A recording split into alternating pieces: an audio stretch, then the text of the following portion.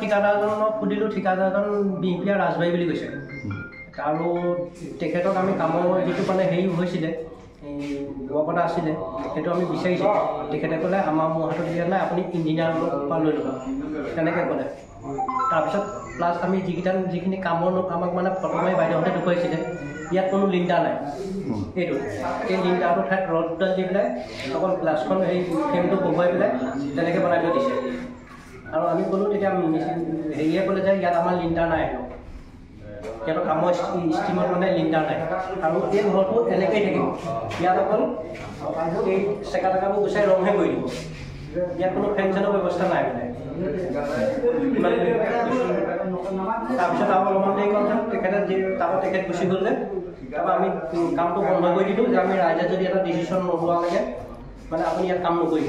তেতিয়া মানুহজনে ক'লে যে হ'ব, তেতিয়াহ'লে আমি কামটো বন্ধ কৰি দিছোঁ, মই বন্ধ কৰি দিছোঁ, আপোনালোকে ক'ত কি কৰিব লাগে কেনেকৈ কৰি লওক, তাৰপিছত মই কামটো কৰিম। তেনেকৈ কৈ মানুহজন গুচি গ'ল। আজি সেয়া মিস্ত্ৰী পঠিয়াই পেলাই ৱালৰ ওপৰেদি পাৰ হৈ পেলাই আহি মিস্ত্ৰীয়ে কাম কৰি আছে। এতিয়া আমি গম পাইছোঁ মানে কামটো কৰি গ'ল।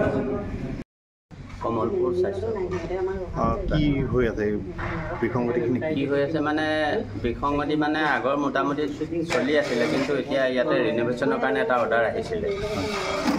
এতিয়ালৈকে আমি পৰিচালনা সমিতিৰ সদস্যসকলে কিমান টকা ৰিন'ভেশ্যনৰ অৰ্ডাৰটো আহিছে, কি কাম কৰিব লাগে সেই সম্পৰ্কত আমি জনা নাই। গতিকে প্ৰথম কথা আমি পৰিচালনা সমিতিয়ে সেই কথাখিনি জানিব লাগে। আৰু দ্বিতীয় কথা হ'ল, এতিয়া বৰ্তমান যিখিনি কাম তেওঁলোকে কৰাই আছে মিস্ত্ৰী হতুৱাই, সেই কামখিনি একেবাৰে নিম্নমানৰ হৈছে আৰু হাইজেনিক হোৱা নাই। মানে গোটেই বস্তুবোৰ হাইজেনিক হোৱা নাই। গতিকে হাইজেনিক হ'ব লাগে। আমি জানিব লাগে যে কিমান টকাৰ ভিতৰত চেংচনটো হৈছে ৰিন'ভেশ্যন কৰিবলৈ আৰু কি কাম কৰিব লাগিব, সেইখিনি আমি সম্পূৰ্ণ জানিব লাগিব। আৰু যিখিনি কাম কৰিছে বৰ্তমান একেবাৰে নিম্নমানৰ কাম হৈছে।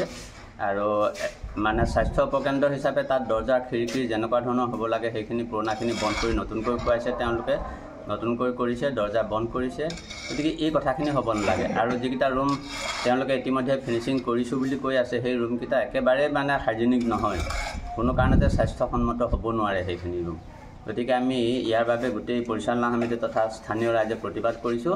আমি কামটো সদ্যহতে বন্ধ ৰাখিছোঁ। যেতিয়ালৈকে আমি ইয়াৰ বিতং তথ্য নাপাওঁ তেতিয়ালৈকে আমি কামখিনি বন্ধ ৰখাৰ সিদ্ধান্ত কৰিছোঁ, পৰিচালনা সমিতি আৰু স্থানীয় ৰাইজে। কিমান তাৰিখৰ পৰা বন্ধ ৰাখিছিলে কামটো? মানে বন্ধ ৰখা হৈছিলে যদিও তেওঁলোকে কৰি আছিলে। গতিকে আজিৰ তাৰিখত আমি পুনৰ সকলো গোট খাই ইয়াতে এই কামখিনি বন্ধ কৰাৰ কাৰণে আহ্বান জনাইছোঁ।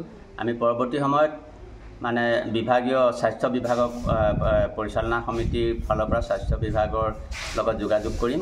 আৰু কি কাৰণতে ইয়াৰ স্থানীয় ৰাইজ তথা পৰিচালনা সমিতিক কোনো কথা জানিবলৈ নিদিয়াকৈ কামখিনি কৰোৱা হৈছে সেই কথাটো আমি বিতংভাৱে জানিব লাগিব। যেতিয়ালৈকে নাজানো তেতিয়ালৈকে কাম বন্ধ থাকিব।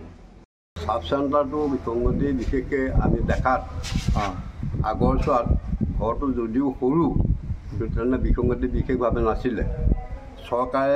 চৰকাৰৰ টকা অনুমোদন দি নতুনকৈ ৰিপেয়াৰিং কৰিবলৈ লৈছে, মেৰামতি কৰিবলৈ লৈছে। কিন্তু মেৰামতিটো ৰাইজৰ গৃহসন্মতভাৱে হোৱা নাই, ৰাইজৰ মতে হোৱা নাই। গতিকে তেওঁলোকে 2 নম্বৰী কৰি এই ঘৰটো মেৰামতি কৰিছে। গতিকে ৰাইজে এতিয়া উপস্বাস্থ্য কেন্দ্ৰটো মেৰামতি কৰিবৰ কাৰণে বন্ধ কৰিছে।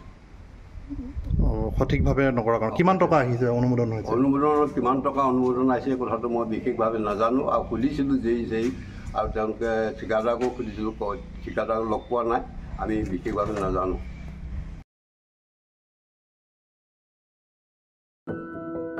এনিভাৰত 24ৰ প্ৰথম প্ৰয়াস জুবিন গাৰ্গৰ গীতৰ প্ৰতিযোগিতা। জুবিনৰ গানে কি আনে?